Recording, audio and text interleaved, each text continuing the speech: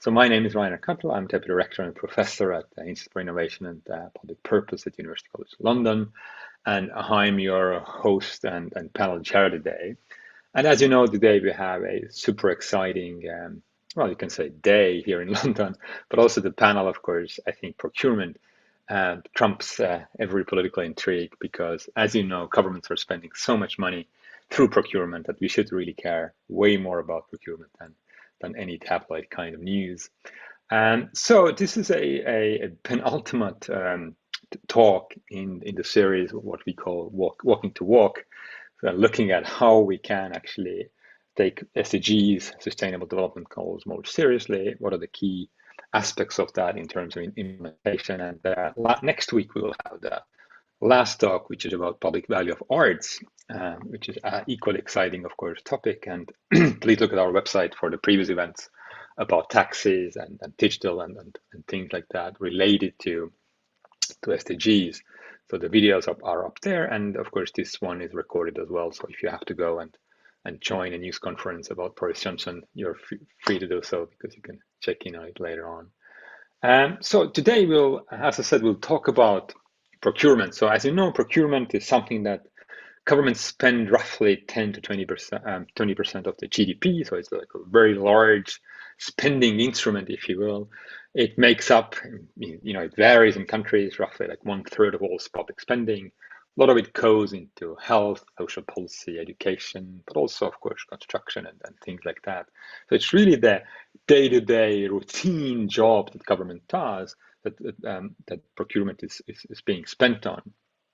So as we talk about sort of shaping the market, so there's lots of potential there. And of course, the question really is, for what and what is the direction, if you will. And in some ways, SDGs, you can argue, provide you with this, wide direction. But of course, if you look at SDGs seriously, they are actually quite different. So there are SDGs that are really about, changing the system, like poverty, for instance, we are in, or changing technology, like our direction that we are in, ecology and things like that. But also it's really about new institutions, perhaps, or changing institutions like justice and public administration. So SDGs are really actually quite diverse. And of course, you can argue that we can use them for this kind of transformative change in societies that is needed. But if you look in close detail, you see that governments are really good at playing obeying the lip service to SDGs, but actually implementation is very difficult because governments are used to talk about the rate of change, more growth, more exports, more this and that, or less something, in terms of efficiency. And governments are much less good at talking about direction of something. How do we want our cities to change? How do we want our schools to change? This direction is much more difficult because, of course, this is very much about also capabilities and capacities. I think in many ways, this is really the central question when we talk about procurement, because is it only a tool, or is it actually something that the tool itself we need to change? How do we do procurement? Or is it really about organizational capacities using those existing tools? And so I think this is what we will discuss a lot today. And of course, as you might know, over the last decade or so, there's been really lots of discussion in the space of procurement, partially, of course, because it's so much money and that could be used for directional change in societies.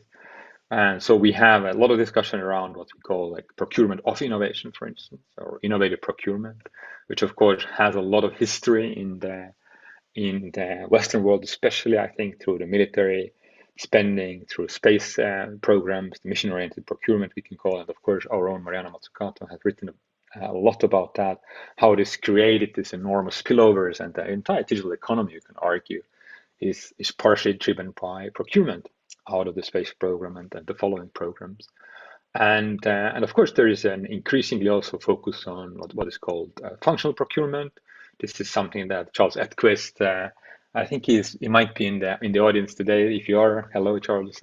I think he's joining from his holiday today. And he came up with this idea that governments actually maybe should not just procure specific products, but actually describe functions, problems they want to be solved through procurement. And of course, there is also increasing focus on sustainable procurement, green procurement, but also social procurement. We want social ends. We want to achieve social ends through procurement. And of course, also as we are in a digital space, there is also a lot about digital agile procurement. Maybe we shouldn't have this waterfall procurement processes, building peak systems, but actually doing bit by bit, small by small, and actually learn by doing and things like that. So there's a lot of happening in this space. And this is what we want to discuss today, to see how these kinds of procurements and organizational capabilities that are related to that, how is this space actually evolving, and are we actually getting any closer and tackling SDGs through procurement? And of course, EU regulations has been really key here as well, especially in the European Union. And I'm really pleased to have an excellent panel with me to discuss this. So I'll do the brief introduction of the panel, and then we go into the panelist interventions, if you will. So first off, I have the pleasure of having here Professor Elvira Uyarra from Manchester. She is a professor of innovation studies at Alliance Manchester Business School and director from next week of the Manchester Institute of Innovation Research. And her research has been over the last decade or more looking into procurement and other forms of procurement, both on the national and the regional level, and really one of the leaders in this field. Next, we have Mr. Jeff Taylor from Asian Development Bank. Jeff is Chief Procurement Officer at ADB and also Deputy Director General of Procurement, Portfolio and Financial Management Department, and concurrently also Director of Procurement Division of One. So a big multinational organization where a lot of the investment, of course, and advice also touches upon procurement, sustainability, all of those issues. So a lot of interesting experiences, I think. And next we have Roland Karthaus. Roland is an associate professor at the University of East London, also senior program manager at Design Council here in London, and also a director of Meta Architecture. So somebody who will talk about building something from a perspective of social procurement. And last but not least, we have Matthew Cain, who's head of digital and data at London Borough of Hackney, and also director of customer services. So sitting probably quite close to me, seeing that I'm here in North London as well. So welcome everybody, and so I'm so glad you could make it. So the order of our panel is that everybody gets to talk 8 to 10 minutes. And at first I'll come to you, Elvira. And what I'm really interested in is sort of looking at, from the academic perspective, of all those various sort of concepts of procurement that have been emerging over the last decade or so, and your work has been really crucial in that as well. So how do you see these concepts evolving, and how do you see them being helpful actually when we talk about procurement and SDGs, and where do you see the strengths and weaknesses, if you will?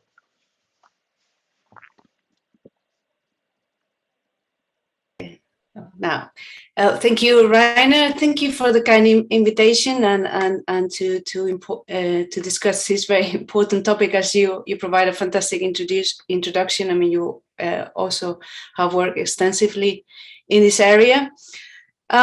So we know that, I mean, the work on public procurement has been justified by the large size of public sector spending power, which can influence not just the size, but also the sophistication and the direction of innovation. So I think you kind of hit the nail there in your introduction. And so the interest on public procurement has been going on for a few decades now. But initially, as you said, more focus on technological innovation, and strategic industry sectors, and so a large infrastructure. And then there was a shift, so from kind of public technology procurement to procurement of innovation, or innovative procurement, or procurement for innovation, got a number of terminologies there. So looking at it as a general policy aiming at kind of fostering innovation, embedding innovation in public procurement decisions. So a kind of more horizontal, if you like, instrument. But I think in recent times, we're facing crucial challenges here. It has been moved again to kind of more strategic instrument, targeting kind of societal challenges. So a lot more interest on sustainable procurement, social value procurement. So scholars have stressed again, and yourself and Mariana as well, the importance of targeted policies to articulate societal needs on the demand side, looking at not just the need for greater selectivity, not just horizontal tools, but also more directionality in terms of the specific societal goals, because acknowledging that the markets need to be shaped by public action, because otherwise there will be an underinvestment in these kind of crucial areas. And not only procurement, and we shouldn't forget that procurement needs to be accompanied by other kind of broader policy mixes on the demand side, using standards, infrastructure, regulation, but also kind of supply tools. So I think we often look at zooming at procurement a bit too much, and we tend to forget that it's embedded in a broader policy mixes that we need to mobilize in a kind of systemic and coherent way.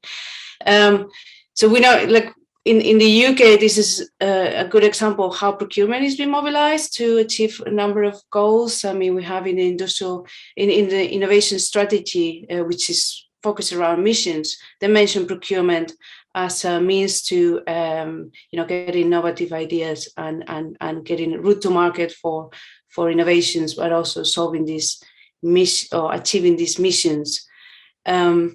Also in the net zero strategy, procurement is mentioned quite extensively in terms of how it can achieve the decarbonization objectives, looking at how proposing and already actually policies are in place to make suppliers kind of submit the net zero carbon reduction plans before they can apply to big contracts and things like that.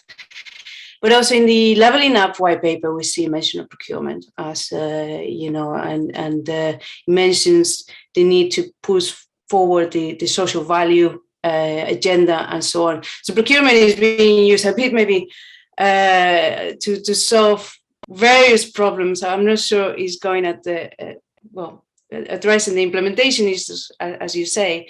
So when you talk about plethora of concepts, because all this evolving interest of public procurement has led to lots of definitions, conceptualization around and typologies,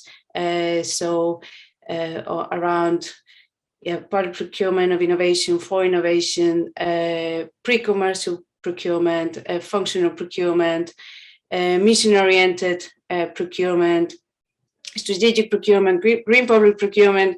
There's a bit of almost too many concepts there, a bit confusing. And typologies as well in terms of what is being procured, why, for whom, how, to which purpose, in terms of the novelty of what is procured, the end users, or whether it's direct procurement or catalytic procurement. So quite a lot of work actually and there are a number of reviews recently, and the literature keeps growing. And the literature actually now is moving to try to understand the effects. So there's a lot of, there was a paper recent, I think published a couple of weeks ago, and the evidence of sustainable public procurement in research policy. So a lot of work is being done at the moment looking at the impacts of these various types of procurement. Now, what do we know in terms of the effects? And I think we're making progress here, where we still don't have enough progress, particularly on the implementation side, which is what you stressed at the beginning. So when you say whether this is helpful, I think it is helpful, and I think the evidence base is growing, although we still need to work more around methodologies, data, and evidence. It's a bit too fragmented, but I think we still don't know enough about how these policies are implemented on the ground. Because, as you said, is it a tool is not like any other innovation policy tool, like I don't know, R&D subsidies, tax credits, are relatively simple tools. This is a quite complex. In academia, we talk about interpretive flexibility. So people use it in different ways, right? And the decisions around how you use different elements of the procurement toolbox at different stages of the procurement life cycle that could be combined to deliver different results. So the kind of implementation issues is crucial here. So to deliver strategic public procurement objectives, you need to act at the pre-award stage. I think having a long-term vision and an early articulation of needs.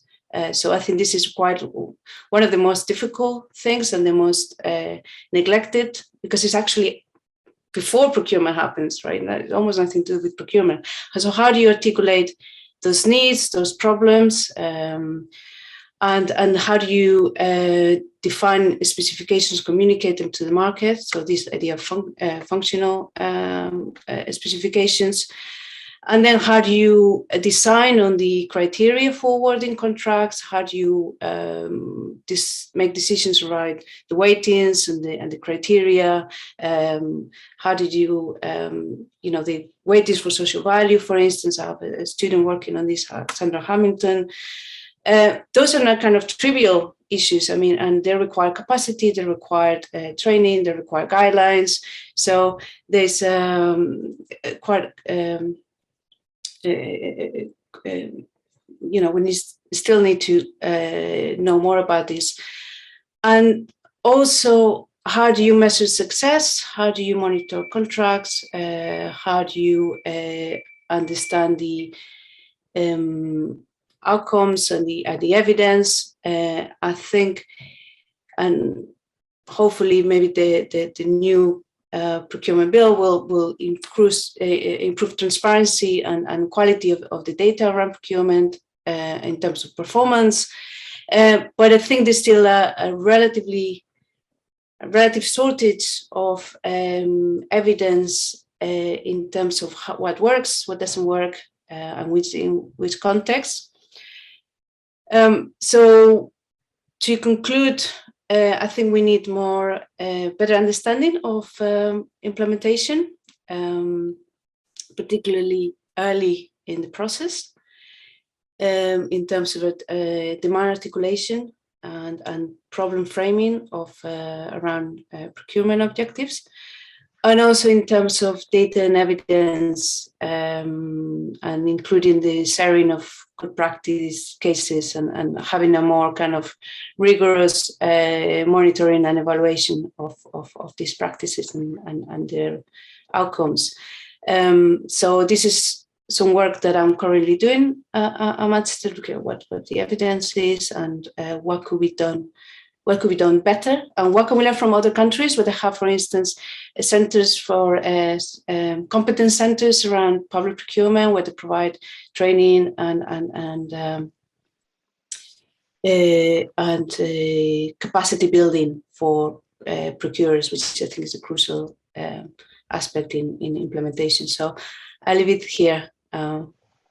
Yeah, thank you so much, Elvira. Yeah, thanks for articulating all those problems and challenges, if you will, around procurement. I think the key, really, the takeaway is that we have to understand the grammar of implementation around, because I love the idea of articulation, which is because in policy we often think about designing and doing something in a quite a like linear way, but I think procurement shows that these sort of multiple feedback loops that are really necessary in policymaking, how difficult they actually are to design and implement in a good way. And of course, that's why the articulation of demand, and where you have to put sort of outcomes and vision and tools together, is such a complex issue. So I'm sure we'll hear more now about the grammar, how this grammar is actually being spoken in actual organizations.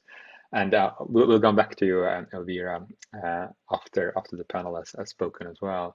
So Jeff, now over to you. So we see in academic space there is lots of activity going on, and we're sort of struggling to find perhaps the the overall sort of like a agreement, if you will. How does it look from an Asian Development Bank perspective? With a large multinational organization, you work with many countries, and how is your practices changing in this space, and what have you been learning? Thank you very much, Rainer. And it is very topical, and it very much puts me in mind of, the discussion 10 years ago or 25 years ago, for those that remember Gershon and others, about what value is. And this is a subset, of the same discussions that were being had in the UK in the 90s, and how to measure value. And certainly at Asian Development Bank, and I meet with my counterparts at World Bank, European Investment Bank, European Bank for Reconstruction and Development, basically every 2 weeks. And in terms of sustainable procurement, it's certainly something that we believe that we, as a procurement function within those institutions, and including the African and Inter-American Development Bank, the procurement function should be leading on this in many ways. As Elvira quite rightly pointed out, much of this is grounded in other policies, quite rightly, in environmental policies, in social policies, in governance and competition policies, and so forth. But just as the development goals are huge and ambitious, sustainable public procurement has huge scope as well. And what I'm going to do, I'm going to be slightly naughty and put up a presentation that will just give a flavour and a walkthrough of ADB's take on what sustainable public procurement can be. And going back into my old procurement studies and literature, it was either Cox or Lamming, but it's around the art of the possible. And this is what procurement needs to be an enabler for, is the art of the possible. I'll just flash up my presentation now, which will walk you through ADB's view of the art of the possible. Right, is that up and running? Yep. Right, sustainable public procurement at ADB, and this is our take on it, essentially. And I'd encourage you that there is actually a publication that came out last year that describes it in considerably more detail than I have time to do now, about what we think sustainable public procurement can be. It's about enabling better quality infrastructure and country systems. It comes from ADB for us, our strategy 2030, our alignment with the Paris Agreement and the UN SDGs. And also it touches or is also grounded in quality infrastructure initiatives. Predominantly ADB finances infrastructure. We lend about 30 billion a year, and typically 20 billion of that will be towards infrastructure projects. It has to be integrated into project plans and objectives, and the sustainability priorities from our perspective are environmental, social, economical, and institutional, and all of those are parts of a sustainable public procurement system. And the pillars of sustainable public procurement are further broken down here. I won't necessarily read all of these. Please feel free to do so. But it's not just about green, it's not just about environmental, it's not just about social, it's not just about institutional, it's about all of those concurrently. There are many issues in it.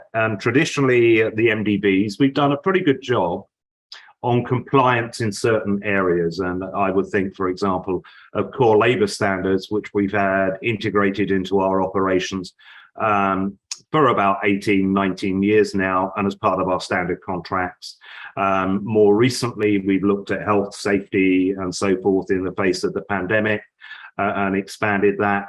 A little before that, over the last 10 years, we've been incrementally building in gender issues into our procurement.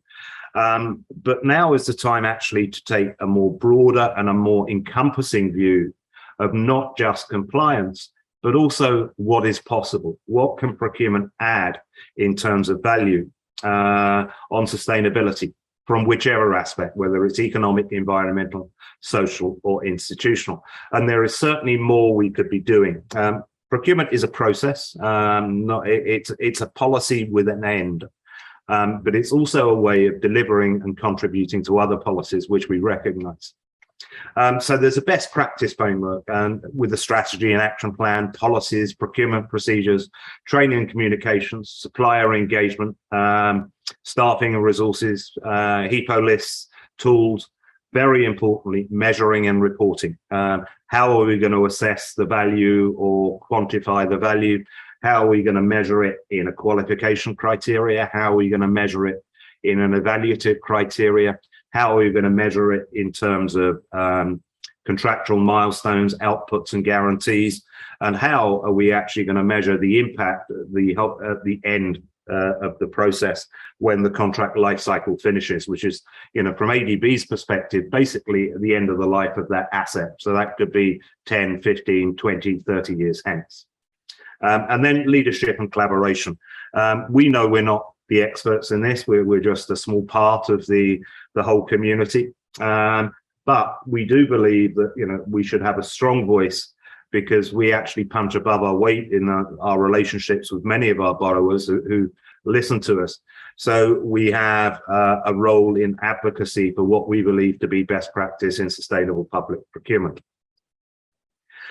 Here's the guidance document I was referring to. I did commission it. I'm not smart enough to write it. Jenny, who you know, Raina, was the primary drafter, but she reached out very, very broadly. And I would encourage people to go to the website and pick up on this. It's about increasing efficiency, reducing procurement time, delivering value for money, improving performance and improving fitness for purpose, but all from the perspective of sustainable public procurement. We have benchmarked ourselves against other MDBs. We're doing okay, but that doesn't mean we couldn't do better, and we won't try to do better. And we also got a growing body of evidence and case studies where we think good practice sustainable public procurement is being applied. And the key messages we want to come over from what I'm saying now and from our guidance note is that, we have to strengthen country systems, and capacity building is key to that. And it's got to be owned by a country. It's got to be within, the country's policy envelope for it to be sustainable as a process, as well as sustainable in terms of meeting the goals. And we have to consider sustainable procurement interventions early at strategic procurement planning stage, which for ADB is really a project concept stage. It has to be upfront, way before the procurement process starts. And I think that was touched upon in the previous presentation. And we are developing, and we have tools to support incorporating sustainable procurement into projects and contracts. And those can be merit point criteria, those can be sample qualification criteria, contract conditions, and similar. And those will vary across sector and category and theme. In the water sector, it will be different to the energy sector, will be different to the urban sector. And we need to reference case studies to provide working examples of the art of the possible. And this really is where it happens in ADB's project cycle. At a country partnership strategy where we agree a 5-year program.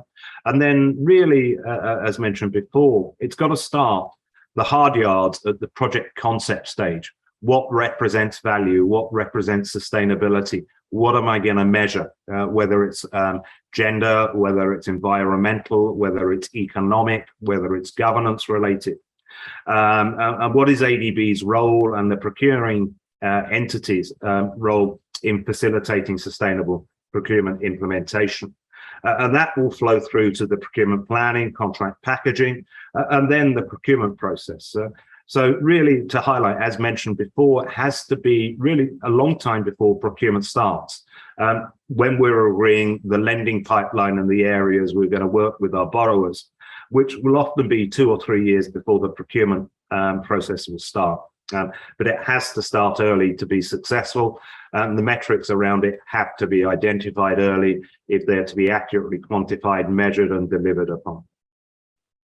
So the next steps for us, strategic alignment with our organizational priorities, internal and external collaboration, and early process interventions. We only came out with this guidance note last year, but we are about to launch sustainable public procurement training across ADB wide. We have about 5,000 staff. So we're offering training to them and also to our borrowers over the coming years. And we've identified about 7 projects so far where we're going to apply a full sustainability approach in our lending operations. And it's going to be a balancing act, like all value for money paradigms between price, quality, sustainability, service, and somewhere within the middle of those 4 quadrants will be the best value. And that will change depending on the circumstance, depending on the environment, and depending on really the policy priorities of our borrowers. But it is in dynamic tension. That's it. That's the end of my slideshow. Yeah, thank you so much, Stefan. It's really great to see such a comprehensive approach, I think, to sustainable procurement, and it's great to see that it includes a lot of things that we don't usually associate with sustainability, as you said, like issues around gender and justice and whatnot. So I think that's like super interesting what's going on. And you mentioned case studies a couple of times. So I wonder whether there is any case that you are happy to sort of refer to here at the moment, or we can come back to it later. But if you have something that pops to your mind right away, might be just interesting, I think, for the audience. There are multiple ones. I can think of one which, forgive me, it's a gas-fired power station in Central Asia. But one of the priorities there, and we're not financing fossil fuels or gas anymore, but Central Asia, as we probably all know, is an exceptionally arid region. So one of the things that was introduced there was zero liquid discharge through the cooling systems. So this was a conformance requirement that the cooling systems to be used in the power station had to discharge and extract zero water. So it had to be a self-contained. Obviously, that impacts upon the efficiency because, run of the river water is easier, cheaper to use. But in recognition that, that it was only getting a few millimeters of rainfall a year, we introduced a zero liquid discharge requirement. And that would be one. Another area, for example, has been with urban transport and segregation for women-only areas in places of high risk, and also lighting using solar collectors to ensure that the light lasts into the dark in particularly vulnerable areas. And another has been separate wash and dormitory facilities on construction sites to separate gender. So there are many, many small ways that you can actually manifest it. Not necessarily being huge flagship, this is a perfect example of sustainability, but it should be endemic throughout everything that you're doing, to be successful. So it's often the small things and multiple small things that will add up to sustainability.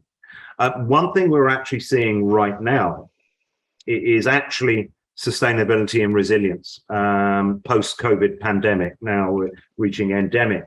Is many of our clients actually thinking, well, I want resilience and sustainability in my medical supply chains. I want to be able to make my own vaccines.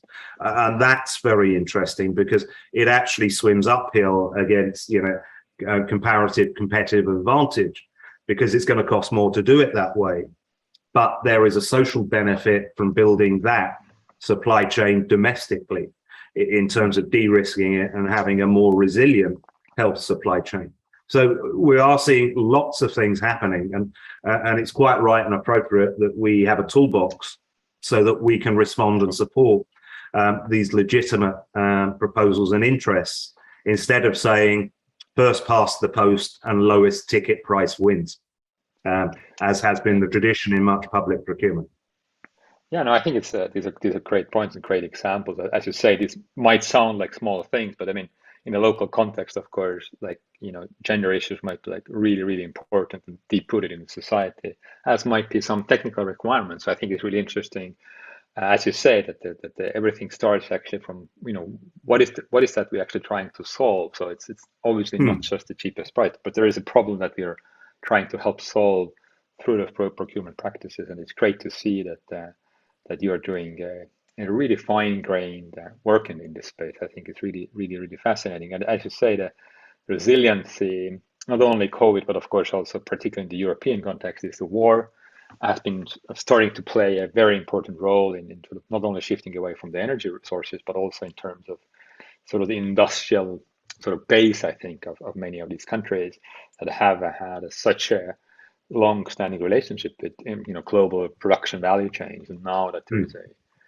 not only the war in Russia, but also the opposition or cooperation with China and everything like that, I think is playing, again, an important role. So I think there is a really interesting debate emerging there. So thanks, Jeff. And now we move to something completely different, as they would say in here, and we go to a local government. And so we go to Matthew, I think, first. And so you work in Hackney, which is just a few hundred meters from where I live. And of course, Hackney was also one of those boroughs that had to react very, very quickly during COVID, for instance. But at the same time, of course, local governments have a very much different space to act like, if you compare to central government, or if you compare to ADB, for instance. And ADB is using 30 billion lending in a year. So local governments think about hundreds and thousands of pounds rather than billions. So it's really interesting to hear also from your experience how the procurement and the social goals, the public value, SDGs, how does this work on a local level? Thank you, Rainer. That might be the kindest way someone has ever found of introducing me, saying, you're very small and insignificant and not very good at this. What would you like to say? It was very politely done. Sure. It's also humbling, by the way, to speak in front of residents, because it's a way of helping keep us honest when we talk about the best things that we do. And I've certainly got one of those jobs where, my mum would love to explain what I do, but the fact that our approach to procurement has been hailed at the UN doesn't exactly make it easier for her. I've always thought that the procurement, just as a very badge, sounds like some sort of kind of bureaucratic euphemism. And I think sort of using that as the starting point, it's important to recognise that in everything that we try to do, we are democratically accountable, and it can often be procurements which are very thoughtfully designed that can attract most public criticism, either because they take longer or they're most confused, or simply that in trying to achieve too much, we actually end up just buying the wrong thing. So I think always having in mind in a democratically accountable organisation that this has to sort of smell right in tabloid headlines is an important starting point, whether or not we agree or otherwise with those potential tabloid headlines. I think the second thing is very much about in local government, we're sat at the intersection of some profoundly broken markets. And so government could do a lot better by just doing less harm. But buying the right thing is certainly part of that. I think secondly, we in local government sit in marketplaces, whether that's for care packages for older vulnerable people, services for people with learning disabilities, some of the recent public concern about some of the placements for vulnerable children at risk, or whether it's simply the 5,000 or so families who are living in temporary accommodation around Hackney, where we are operating in marketplaces that are profoundly broken, and whether or not those marketplaces should exist is a question for people who aren't in politically restricted jobs such as me. But we need to recognise that and approach it in a whole systems approach rather than simply looking at procurement. And so I think the other thought that I had in listening to Elvira is that possibly the most powerful thing we do in Hackney to try and shape and influence procurement in technology and data is about working in the open. Fundamentally, because if the market can see the challenges that you're facing, they can see the way that you're tackling them, the way that you prefer to work, then in the way that innovators are tackling problems, they know how and when to engage with you, and they know the scale of the challenge that you're facing, and so on and so forth. I'm really proud of how we work in the open. We have our projects publicly available on a tool called Pipeline. We have our insights from our residents available publicly on a user research library. All our code is in the open on GitHub and so on and so forth. We're not getting it all right, but those are certainly very important levers for helping create a culture of innovation and making it easier to engage with a local authority. I think that the other part of that is about designing procurements which tend to be smaller and shorter. I was totaling it up in preparation for today, and think that over the last 5 years, I've led about 100 procurements. I reckon it's probably around £15 million worth. And that's often because we've simply made procurements much smaller. Therefore, the risk has been lower. We've had many more gateways to ask, are we doing the right thing? Are we doing it in the right way? Is it achieving the desired outcomes? But we need to recognize the trade-offs between doing that in a way that opens up the market for particularly small and micro businesses against the wider externalities that Jeff was talking about. So just to take a practical example that we'll face shortly in Hackney, catering contract. So it's catering for events in the town hall, it's catering for our staff and citizens that come into our buildings. First and foremost, we need food that the people want to eat, right? And Hackney is a vibrant economy of food businesses. So that's a significantly exciting opportunity for lots of people. Well, of course, it's only right and proper that we ensure that any business trading with us pays the London living wage. And that's a strong political commitment. We want to ensure that that food is healthy, of course, for our residents, for events in the town hall. It's also important to ensure that food is culturally appropriate for a borough like Hackney. Of course, we want to also achieve the sustainability agenda. So it's really important we have no single-use plastics, for example, in how we feed people. And you can suddenly see how something as simple as catering, lots of food businesses in Hackney, let's make it small, let's make it simple, let's use it as an opportunity to foster innovation, suddenly turns into actually quite a complicated thing. And suddenly you've got an opportunity that's gone from maybe a startup business in Hackney being able to approach us and say, yes, we'd like to come and cater for events, into something that actually inadvertently we create an opportunity for a far smaller market who can tick all the boxes, demonstrate their compliance with their modern slavery statement, and so on and so forth. So yes, working small, working in the open, working over short timeframes is really important, but we need to recognise that some of the externalities that we're seeking also cost. They cost in terms of both contract management, they cost in terms of for suppliers bidding, and those costs are obviously passed on through the supply chain. So Jeff is absolutely right when he says procurement is a process. But actually, and here's an awkward phrase, but procurement is a culture, not an event. Procurement is a culture, not a process. Why? Because the interesting stuff happens before the procurement, right? Yes, the contract life cycle, but when a contract ends, that's because a new one has already started. And actually, the reason I'm so proud of the work we've done in our sustainable procurement strategy across Hackney is because it recognises that the art of getting this right is in how you work before you know you need to buy a thing. You've understood the marketplace you're operating in, you've understood the goals that you can reasonably achieve through that. You've even asked, should we be buying this thing? In Hackney, we've got a strong track record recently of insourcing. We recently insourced our cleaning contracts.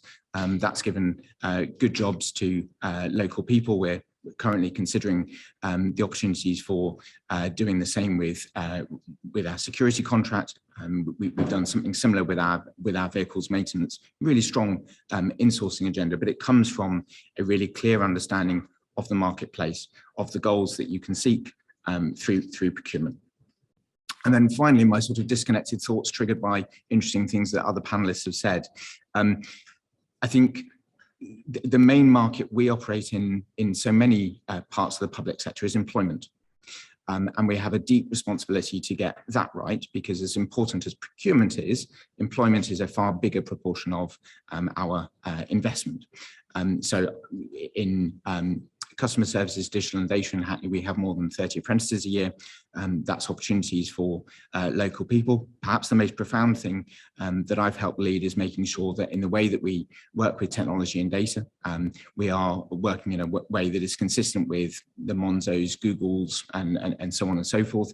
People with the right skills able to move to roles, whether within the public sector or broader, because our role as an investor in our local place is predominantly one of employment, and we can always seek to be a better employer, and that in turn means that our responsibility as a democratic anchor institution is far better fulfilled than, important though it is, simply getting the rather financially narrow element of innovative procurement right. So apologies for those slightly disconnected thoughts, but I was inspired by the interesting observations that other panelists have. I think just to try to coin a final phrase, some of this stuff is much easier than it looks. For example, we noticed that we were working with too many SMEs who turned up with software developers wearing hoodie, white sort of young men wearing hoodies. So we put in one of our selection criteria that our partners were to reflect the diversity of a borough such as Hackney. We routinely put in procurements for innovation in social care, for example, that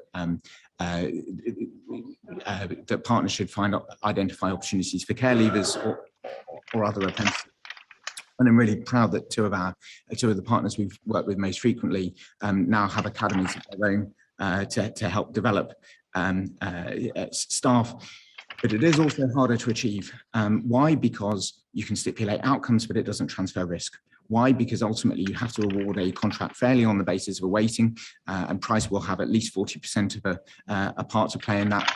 And why? Because ultimately procurements are led by hardworking staff. The catering contract that I mentioned earlier is one of probably 27 duties that Tracy and my team is responsible for.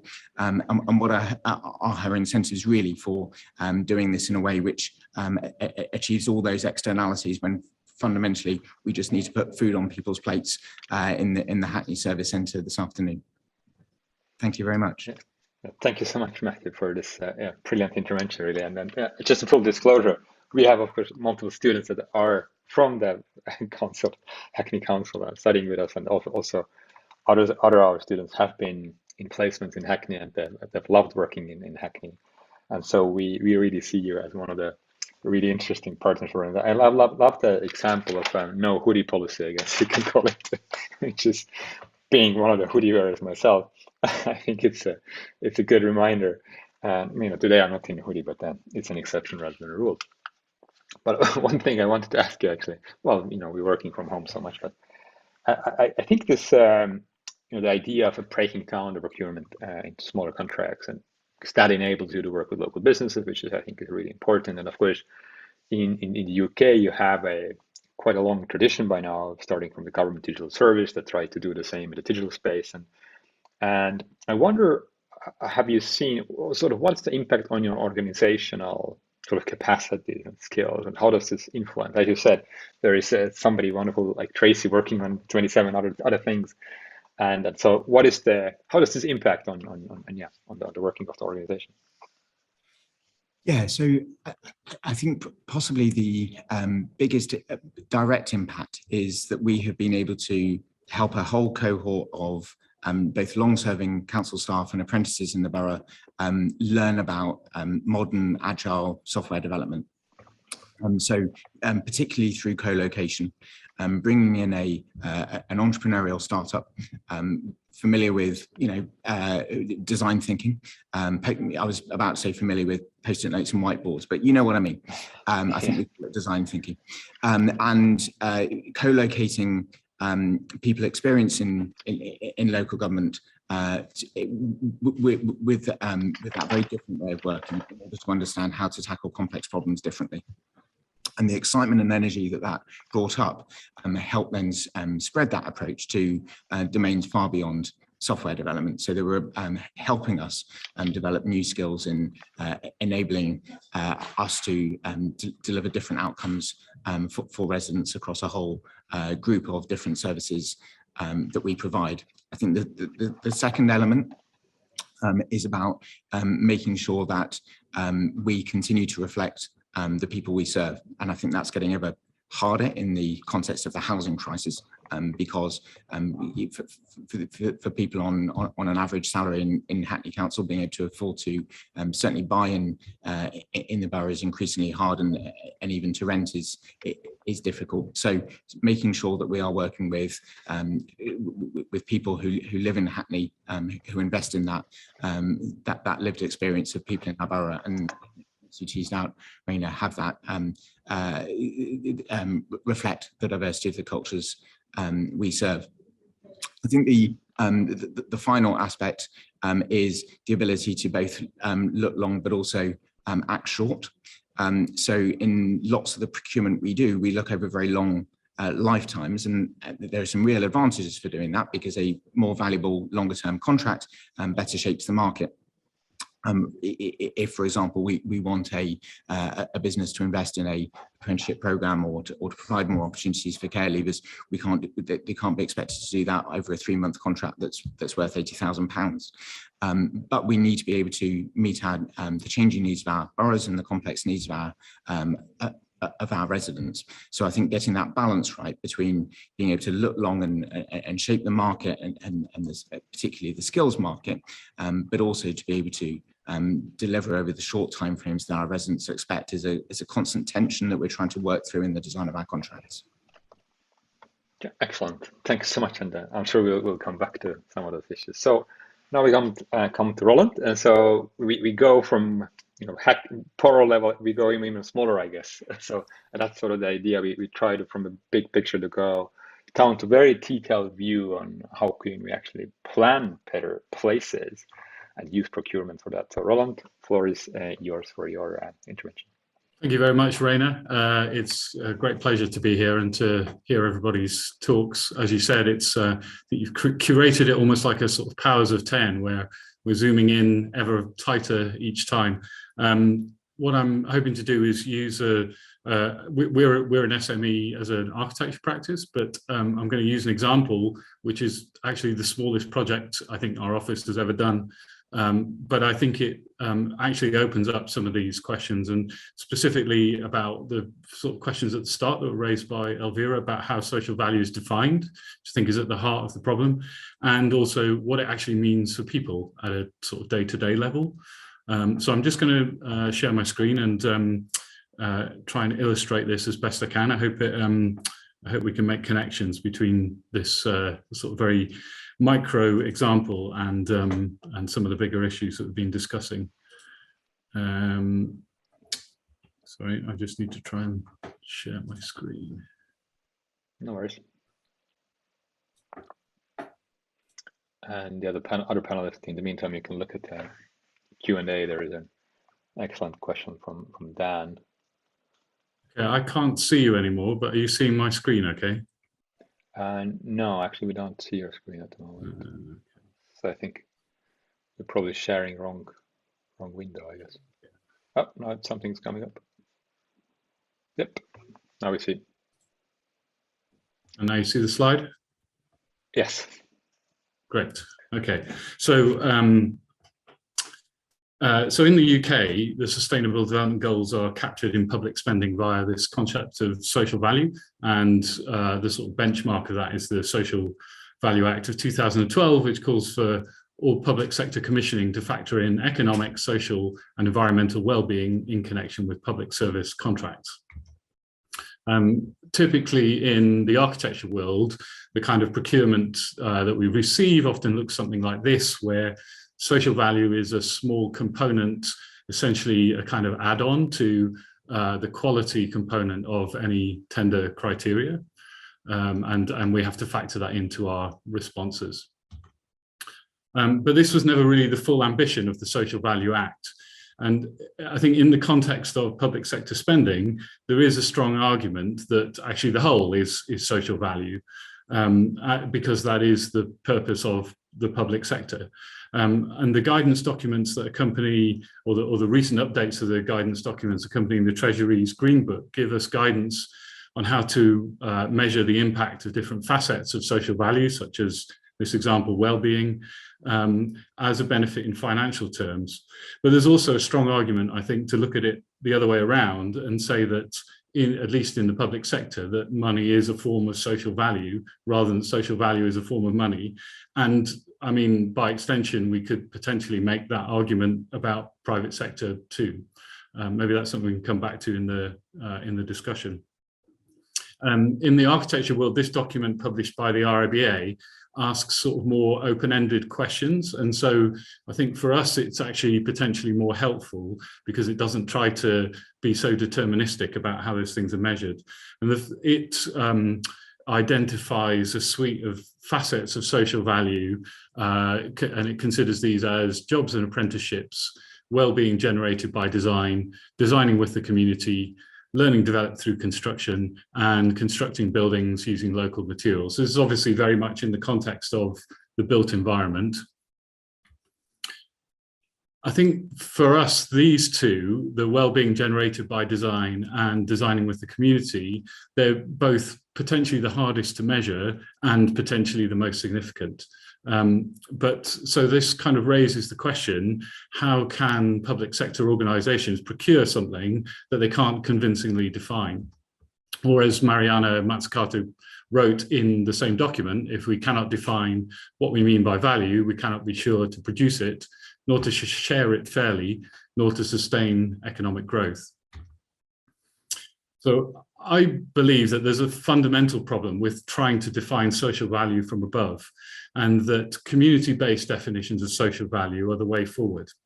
So this tiny project is a kind of illustration of that idea. The site is a park that was built alongside the A12 road in East London in the late 1990s, and it's on the site of houses that were demolished to make way for the road.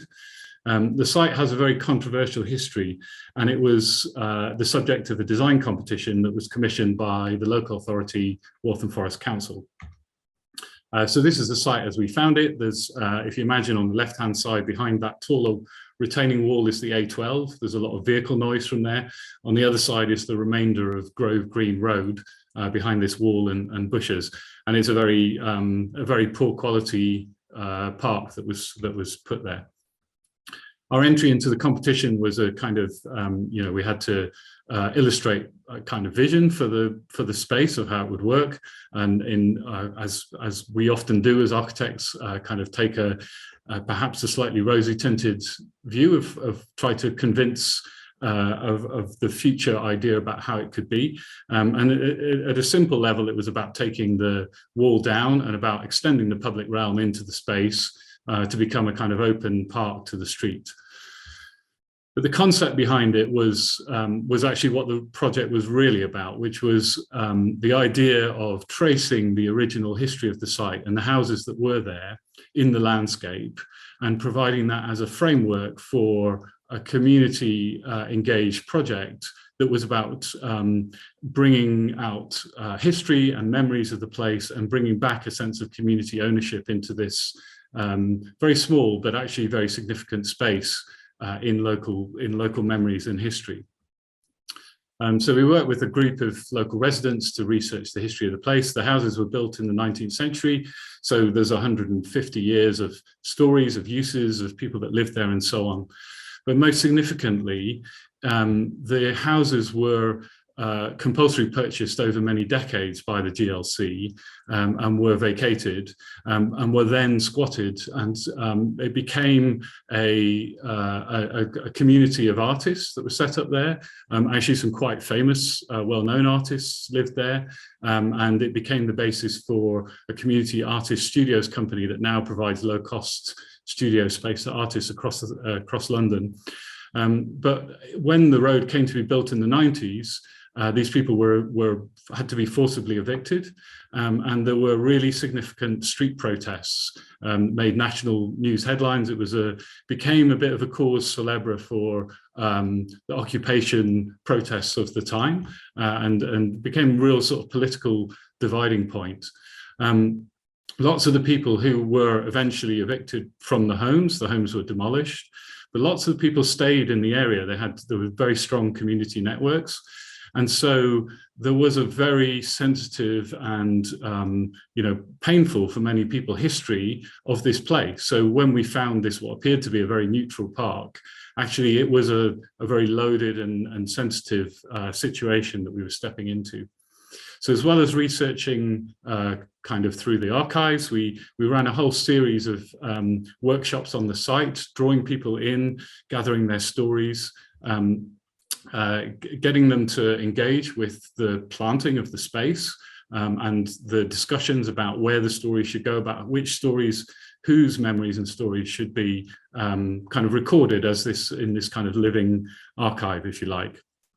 So it became also a very much public engagement project. It was about getting people to have some ownership, stewardship over the space.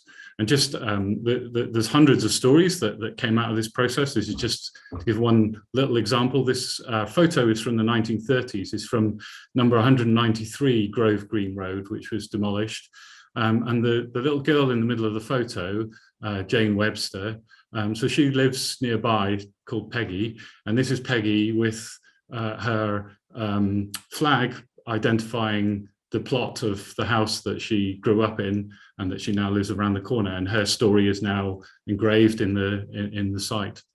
So over time, the lines of lavender become visible in the landscape, and in between them there's a wildflower meadow, which is partly about biodiversity and also contributing to sort of amenity and health and well-being, but is also about providing a sort of low maintenance background that makes it easier for the local community group to maintain and manage the park. We created little concrete plinths, which become the basis for inscribing these quite personal stories into the landscape. And so the landscape becomes this sort of record. And we did the project was incredibly hands-on. We spent a lot of time building and making and upgrading things together with local people, really trying to facilitate their investment in tiny, tiny ways in the space, as to kind of diversify its understanding and its kind of use and ownership. Obviously, we had a lot of fun doing this as well. We worked with lots of local schools, so several of the local schools now have a planter that they maintain. Another school built an insect habitat. We had a launch event in the local pub, which was about sharing all of this archive of information that we built up. And this was turned into a booklet that becomes and the idea of the booklet was to set this quite painful period of memory between in the 90s within this sort of wider context about the whole history of the place. And the stories go back, as I say, 150 years. And in the case of Peggy, there's living memory that's 90 years old that has a direct connection with the place. So it was also about forging a better relationship between the council and the residents, and establishing a kind of residents group that could take a degree of local ownership without the local authority stepping away from it. So it becomes a kind of shared responsibility in space, which is a bit more kind of nuanced and sophisticated than the traditional arrangement of a publicly owned and managed park.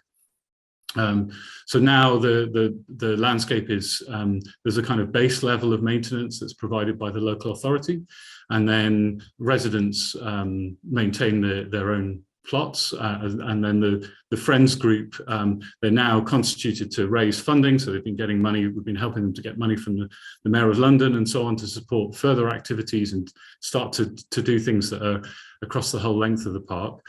Just as a final story, this is Christine, who was evicted from one of those homes in the 90s. She really struggled with the memory of it and the isolation that resulted from having been living in a very communal environment to living on her own in a terraced house, and she gained a huge amount from getting her plot, as it were, back, and she became so sort of invested in the project that she, if you can see in the photo, dyed her hair purple to match the lavender in the landscape. And all of this was taking place through COVID as well. So we're talking about post-COVID resilience, that this as an activity, as a social activity that the residents could do outside was incredibly valuable at that point in time. They don't have an open space other than this that's near to them. So as a resource, just as a practical level, that was incredibly important. But actually to have a sense of purpose as a group and to have that in a particular space was really crucial for their kind of cohesion and resilience post-COVID. So back to my original point, the kind of value, social value that's generated by a tiny project like this is very difficult to measure. I mean, you probably could measure it, and actually we have been doing work with other local authorities on a slightly larger scale, looking at the measurement of impact of those. But it is very slippery concept. And my point about this project is that our role and that of the local authority was more about facilitating the creation of social value, not determining what it was. And so I would argue that if social value is socially created, then it should also be socially defined. And furthermore, that in this case, because it's created in a particular place and the place is key to its creation, then the land is key to facilitating that process. So to me, this is about the physical and social ideas of the public realm coming together and reinforcing each other. Thank you. Thanks so much, Roland, for such a wonderful presentation. I think making it so visible what you can do with procurement, well done and well executed. So it's a wonderful example. I think that we have exactly the next or the first question actually from the audience speaks very much to this, what you, Roland, and Matthew as well spoke about, which is actually the community relationship.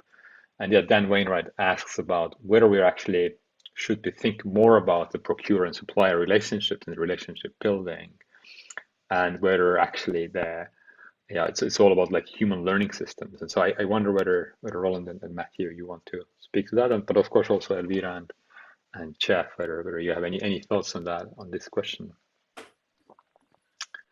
I think I guess partly in that question is what is this idea of the supplier and how they fit into the picture. And I think maybe that's something we could kind of unpack a little bit more, because I think perhaps we're perhaps moving beyond this, but I think initial conceptions of social value through procurement, a bit like, as we've discussed, I think a bit like earlier conceptions of sustainability through procurement, fundamentally presume that a supplier is not there to deliver that thing, but is coming in from the outside to do something else, and that this is almost a form of mitigation or a form of negative impact reduction that has to accompany that procurement. And to me, I think we have to think about that relationship in a much more sophisticated way and think instead about how can we constitute supply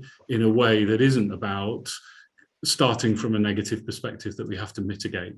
It's back to my point, well, if the whole of public sector purpose is about social value, why don't we start from that point of view, and how do we deliver that, and through what mechanisms and supply chains, and redesigning the system from that perspective.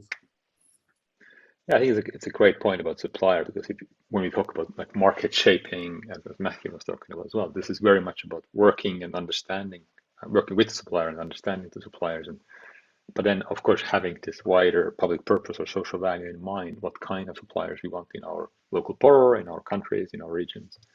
And yeah, Matthew, whether you want to come in here as well. Well, just to say the really obvious, that it's certainly not one size fits all. When I'm buying paper, when I'm buying a phone system, my colleagues just need a phone system that works, and we just need paper dropped off at the print room. And it's best that that paper is as cheap as it can be and that the phone system is as robust as it can be. And it's not any use if the phone system works 90% of the time, but they employ 3 local apprentices. So, it must be a horses for courses. And that's important because often our processes make everything look the same thing. So very crudely, the business case template, the approvals process is no different if I'm buying a global commodity or if I'm buying, something which is specifically designed around the needs of 111 residents in the borough.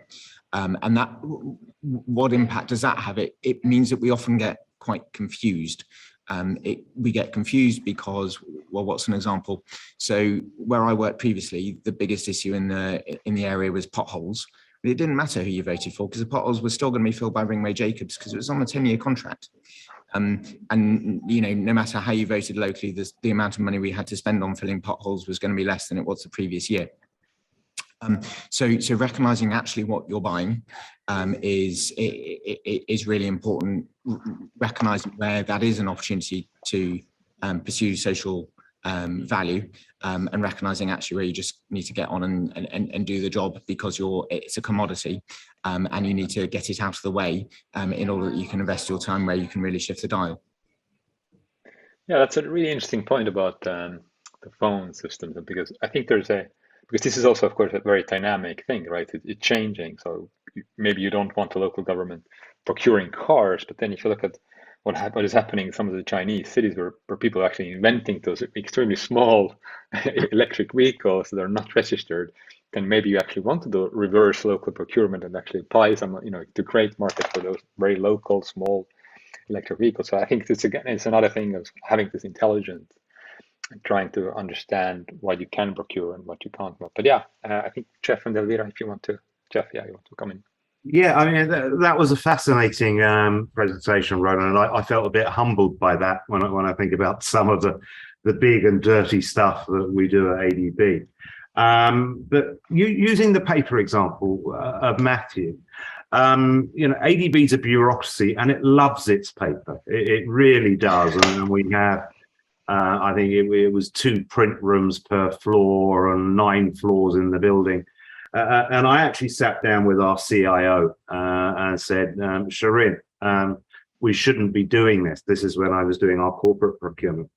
It comes at a huge financial cost. It comes at a huge environmental cost. And I've done a costing. What about if we buy 1,500 iPads and shut down the print rooms? And she actually took that forward as a business case. We bought and issued 1,500 iPads and shut down the print rooms. So now you need a special request to get a piece of paper. And now we've moved on. But also to the point, and this takes me back to my dissertation many, many years ago, which was actually interrelational contracting and conditions of enforced competition. It still exists and it still evolves. And I think it is actually a very strong argument for setting up more framework, longer term arrangements. Matthew's highlighted some of the risks in that. You get complacency, you get incumbents. So you need to do it, I think, at a scale where you can switch. If I do remember studying healthcare, elderly healthcare in Korea, where they went Seoul, where they went full PPP, and it failed, and they couldn't actually take the people in care back into the public system, because when they did it, they dismantled the public system. So there was 4 or 5 years of absolutely horrendously bad care for the elderly in that. So you have to be very careful, but provided you can have a broad enough population and on and off ramps to retain the high performers, have the performance metrics over the whole population, and let the low performers off and refresh the competition, that can make a significant contribution to both having a relational contractual arrangement, but with the benefits and transparency of periodic competition over time. But you've got to do it. You've got to have an aggregated spend that's big enough that people are interested. You've got to invest the resources in managing it. and especially on performance management, and you have to refresh it. It's a continual process. But relational contracting is very interesting because it does actually generally deliver better value, as long as you guard against the governance and the opportunistic risk that's actually inherent in those relationships. Yeah, excellent points. Elvira, do you want to come in on the discussion? Yeah, I mean, I'll join the others in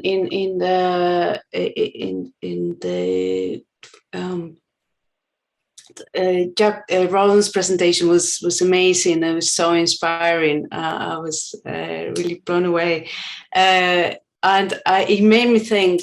You started with how do we define value, and maybe that's just the wrong question, because we're not talking about value here. We're talking about values. And valuing. So, and as you rightly say, it's socially constructed. It's done in conjunction, in discussions and conversations with local communities, and also it's about context and place. And when I say values, I mean the kind of social assets and culture and history of places. And what you were doing there, you're honoring that, and you were creating value in that sense. You were defining it or helping define that value with the communities rather than predetermine what value was. And I think this is really important. And as Matthew said, it cannot be a one size fits all.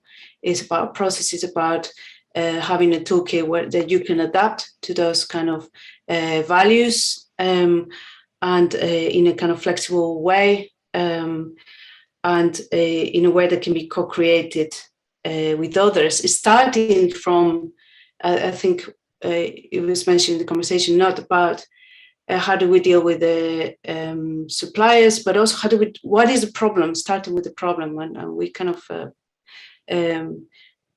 published recently a paper discussing this. How do we start with the problem, and then we kind of articulate demand from that and create innovation opportunities from that, rather than thinking it the other way around. And I think it's a change in the mindset. I think is very important here. And then having those kind of flexible processes that you can kind of adapt to with depending on the market, depending on the situation. I think I saw my friend and co-author John Mikel Zavala as participant. He talks about coordinating unbundling in procurement, and how do you work with that with small contracts and yet big enough to give incentives to the market and so on. So thank you. Excellent. Thanks so much. And Roland, you have your hand up.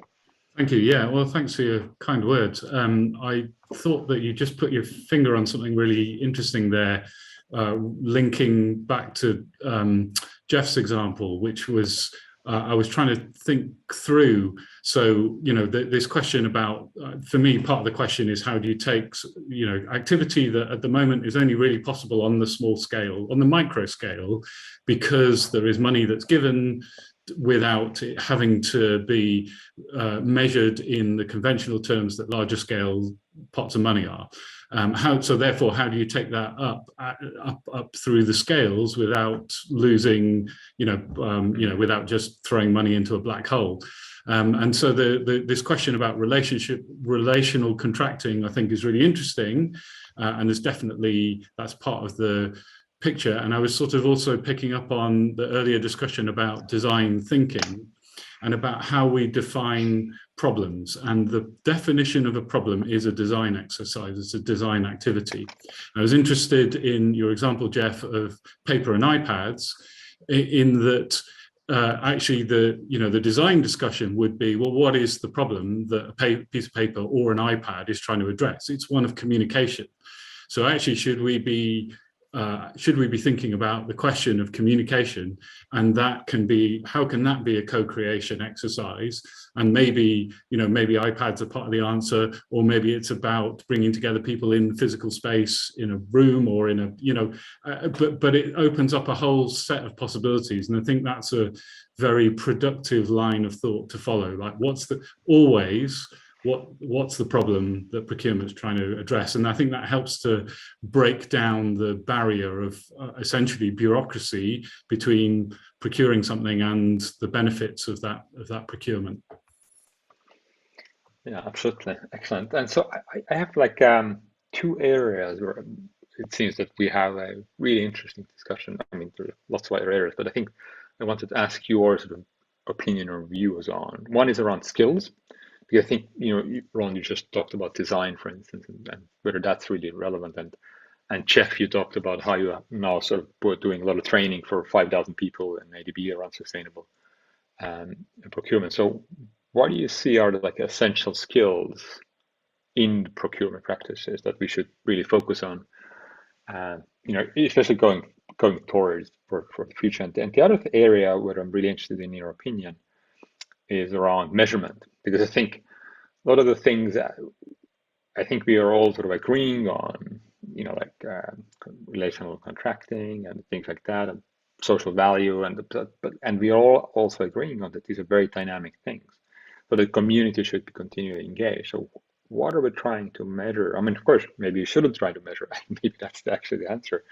But I mean, again, if you have some thoughts on the measurement practices as well, would be interesting. And I see we're coming up at the end of our slot anyway. So if all of you can sort of speak to those two issues, and then we can wrap it up as well. So who wants to start? Just two thoughts. Yes. The first is, don't underestimate in the public sector, certainly, the proportion of service contracts where we shuffle the same people to different employers to do fundamentally the same job. And that's deeply depressing. CUPE means that in UK law, that's a necessity. Protecting the career paths of the people involved in that somewhat unseemly process is really important, which I think is related, perhaps only in my mind, to skills, because so often we actually pass out a key lever for learning about how we deliver services and the needs of our citizens, because we have inadvertently outsourced delivery of a thing, where actually closing that learning loop can only be done by the people on the front line delivering it. But when they're constrained by a set of output measures and the life of a contract and some pretty tough financials, the incentives to feed that learning back into how we design our services is close to zero. Mm-hmm. Thank you. Jeff, go on. Yeah, I better stay honest. I know Jenny, who's leading our capacity development around sustainable procurement, is one of the participants. She can't contradict me at the moment, but she might tomorrow. But one of the things and this goes to Matthew's point as well, one of the things we're adamant that we're going to do is, instead of outsourcing this to a consulting firm or so forth, we're working with a consultant to design the training program, but it has to be organically delivered. So the procurement team, who are the existing staff, will have to go out there and train our colleagues and train our borrowers in what I described earlier as the art of the possible. And the big challenge in this is actually, procurement and procurement practitioners have long taken comfort with the protections of the rules. This is compliant, this is non-compliant. Some, not all, but some are actually very uncomfortable with value judgments such as this that aren't binary. And it's a matter of creating an enabling framework to support them in that transition, and a change management plan as they transition there. Because those kinds of behaviors a decade or 2 decades ago were very, very risky. It's what you lost your job for. So there needs to be a cultural change. And some of that comes into your point about measurement, Rainer. And I find throughout my career, provided you're robust and clear up front about what it is you're trying to do, and you have a coherent argument and discussion around what you're trying to do, and then agree the criteria, you're on solid ground. Even if there may be bumps in the end, you get into trouble with measurement when you introduce it late, and when you haven't really thought it through. But if you are going to quantify, for example, the participation of female-owned businesses or SMEs or employment on a construction site of a certain section of the population, say that up front in the design stage, because that's one of your development or sustainable objectives. You're on solid ground. It's defensible. It's very, very hard when you bring in a measurement late in the day. I'll stop there. I think Elvira was raising her hand. Yeah, thank you. Elvira, you're next, and then Roland.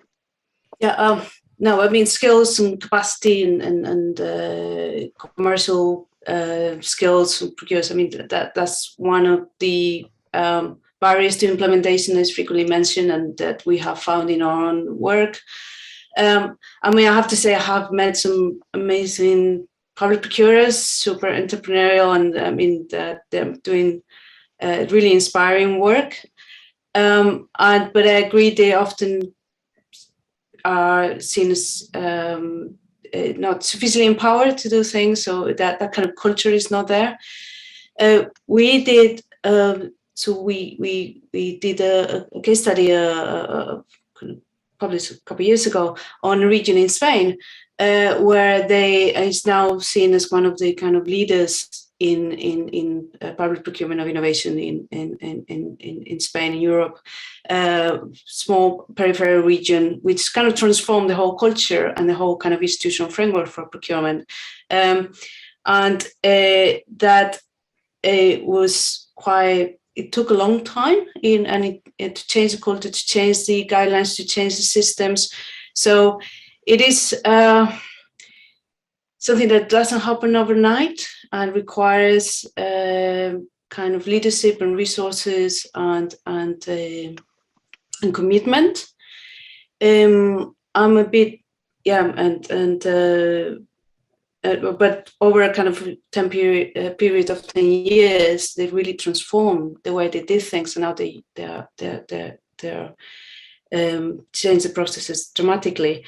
And I think there's a way to go, and kind of a big concern, like in the UK, things are much more centralized and places are not empowered to do things differently. I mean, we heard these panel stories of, how you use anchor institutions in a productive way to help communities and to explore new ways of doing things, and to have this kind of conversations with to create value. So sorry, I'm conscious of time now. I could go forever, but I'd rather not. Yeah. Well, thanks so much, Roland. Thank you. Yeah, I think others have said it, that procurement is not a neutral activity. It's something that requires value judgments, that requires a culture in order which value judgments can be made with confidence. And it is something that requires design skills, if not the specific activity of design. What does that mean? It's about asking questions. Why are we doing this, etc. And I think that thing of culture links across to the other question about measurement. So we just finished a piece of work with another local authority that's very much at the policy level, and it's a adult social care driven brief for developing supported housing across the borough. And we tried to demonstrate the value of taking this approach through a sort of financial proxy model. And the dangers of that become immediately apparent, because as soon as we say, oh, we might save this money, then that money gets cut from next year's budget, or oh, this is too successful, so that means that we get more take on our services. And I think we have to understand that any metric is an indicator of something else. It's not the thing. I mean, obviously the word proxy sounds self-explanatory, but it just gets forgotten. And I think actually what it is what's needed is a narrative approach. That all of this is about, fundamentally, if it's about people and about value, then it's about telling us, it's about understanding that story of where value lies, how it's created, and so on. And I think that's what that's a cultural question. That would be my reflection.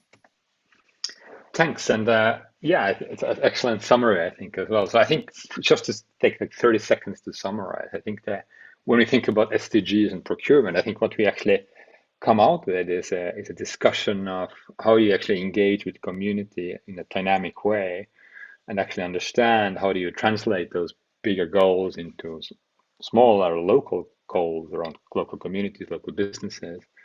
And actually, this is very much about dialogue. This is very much about relationships, but this is very much about then actually building those skills into organizations to do that dialogue rather than maybe having very sort of technical viewpoints and very maybe economic value centered viewpoints. So I think that's really there. For me, the key takeaway, I think, and so the market shaping becomes very much a relationship shaping. And of course, as you said, Jeff, 20 years ago, for many of those value judgments, people were fired. So I think this is where we face the challenges there is the cultural issues in organizations, and especially in a big, a trend-setting organizations like the Treasury or Ministries of Finance, and where we should have a lot of those changing actually taking place.